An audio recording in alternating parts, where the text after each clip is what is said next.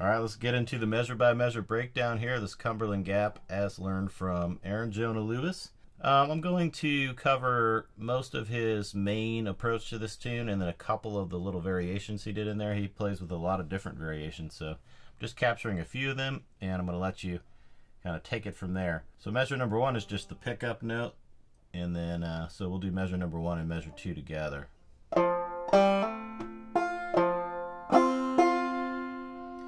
Notice my left hand here. I've got this chord shape that is going to be the foundation of this tune. We're basically playing, remember we're in Cumberland Gap tuning here, so we're tuned F, D, G, C, D. When we hold this chord shape here, we're just playing an F chord, so this tune is out of the key of F in this interesting tuning. And this basically gives us a way to play out of the key of F. So this is our home chord here. It looks, if you're used to standard tuning chords, it's just like your E chord, but up a fret. All right, we're gonna work most of our magic around that. So we start out that first and second measure, and I'm just holding that whole chord.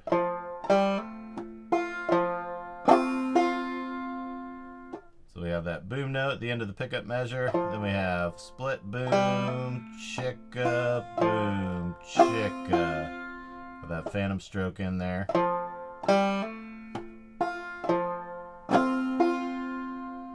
Alright, all based around that chord. You want to hold that whole chord down the whole time. Measure three.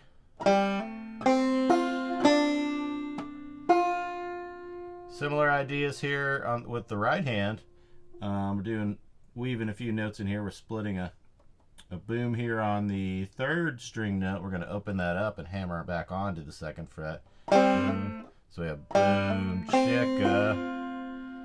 Kind of weaving that chicka note. Then we have open, chicka. So the only alteration there as far as our left hand's concerned is for that last note. You need to move your finger. If you're still holding this whole chord shape, lift that finger up, open up that first string.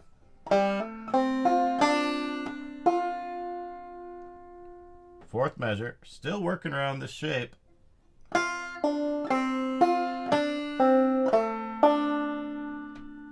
Let's unpack that a little bit. There's a lot going on there. First half of the fourth measure is pretty straightforward. We're doing splitting that boom for our boom chicka. We got a boom chicka. So we're kind of weaving some notes in there. Boom chicka.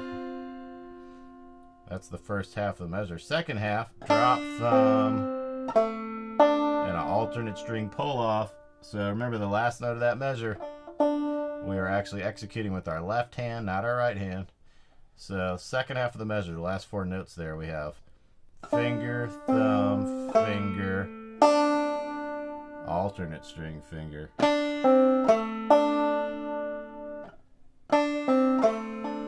You see I'm using my third finger to do the pull off there, the alternate string pull off. That's why the number 3 is listed under the tab in case you're not used to seeing this stuff. Alright,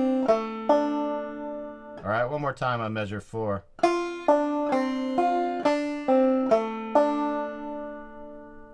For the fifth measure. As you see, we end up right back on that F chord shape. Little slower. Drop thumb, pull off from the drop thumb, boom, chicka.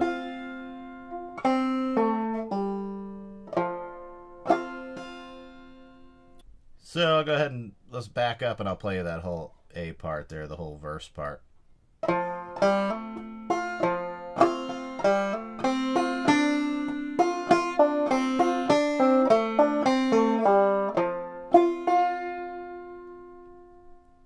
Alright, so we'll look on the next line of your tab. You'll see I've got what's labeled as first variation. So I've got this little idea here.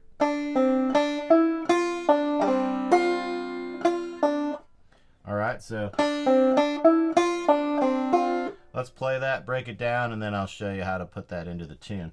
So we got some drop thumb going, open, then we got the 4th fret there on the 2nd string. That's the first half of the measure.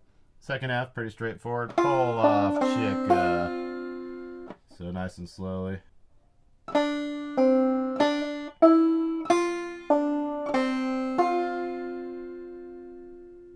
Alright, so that's a replacement. That's a variation for the fourth measure in our A part, or our verse, whatever you want to call it. So I could do.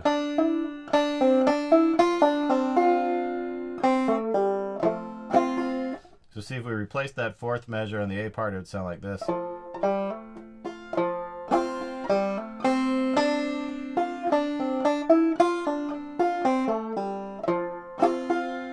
As opposed to.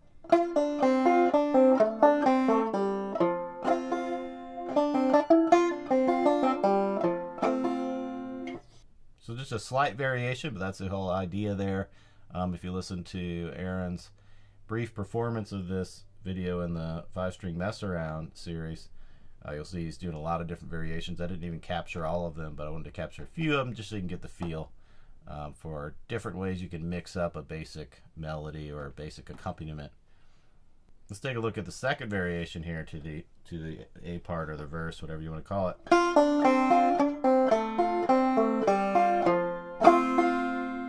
In the 5-string mess around session, Aaron was demonstrating that one way to make a good variation of a notey piece is to just subtract some notes. So basically, again, this is a 2-measure variation. It would be covering the same spot that we covered in measures 4 and 5. This time, instead of doing how we learned it the first time, now we're just going to make it more basic. Boom, chicka, boom, chicka.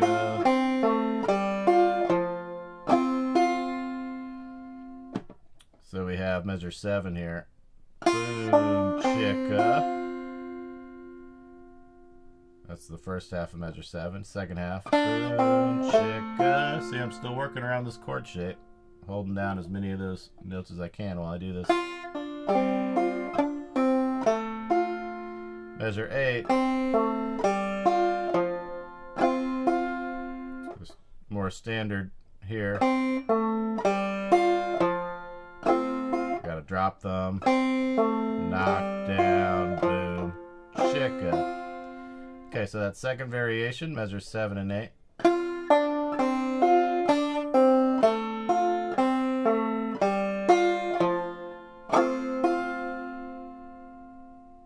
This sounds a little more basic than.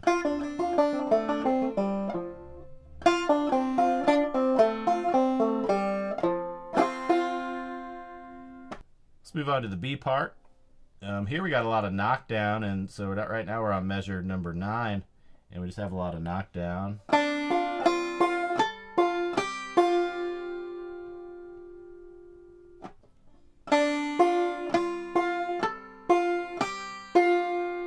No need to get too deep on that. If you've been following along with my lesson materials up to this point, you know how to do a simple straight knockdown like that. Take a look at the 10th measure. Here we're doing some drop thumb.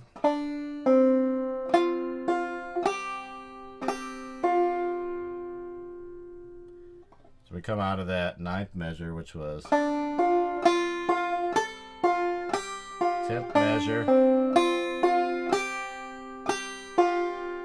Drop thumb, knock down, boom, chicka. The 11th measure is going to look almost exactly like the 9th measure, except we're starting with a drop thumb instead of a straight knockdown.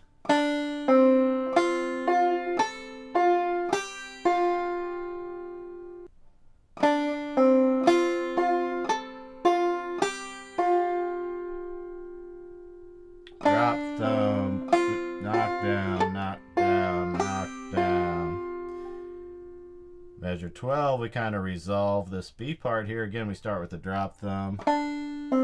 Knock down, boom, chicka.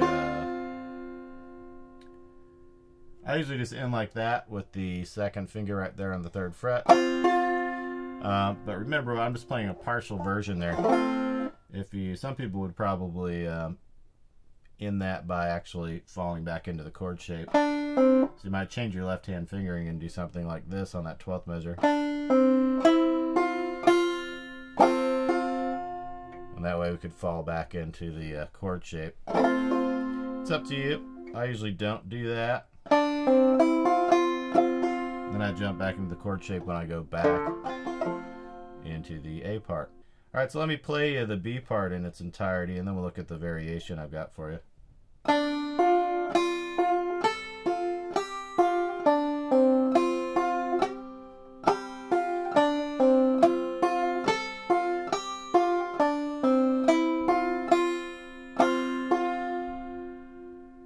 That's the B part there. The variation covers the last two measures, so the B part repeats, right? So normally you'd play through the whole B part. Do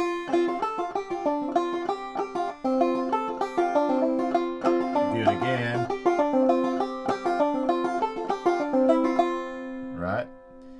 So the second time through, this is when Aaron tends to use this particular variation. So the second time through the B part, started as usual.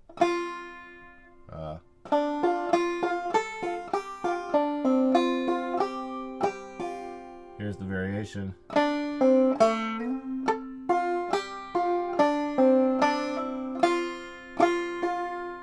Alright, so we replace the last two measures of the B part with this variation here. So the variation starts in measure 13. Here's measure 13. Alright, so we got a drop thumb, strike the second fret on the third string, and then slide it up to the fifth. It's a nice slow slide because we want to give them both an eighth note's worth of time there. Alright, and then knock down on the seventh, fifth, so the whole 13th measure.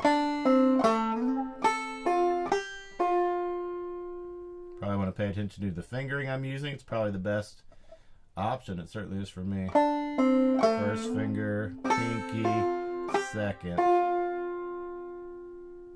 And then we just end the variation with the same ending that we were already using on the B part anyway. With a slight variation, we have a hammer on in there.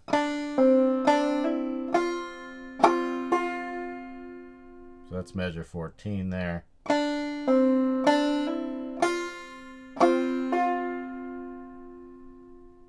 The full variation. I'll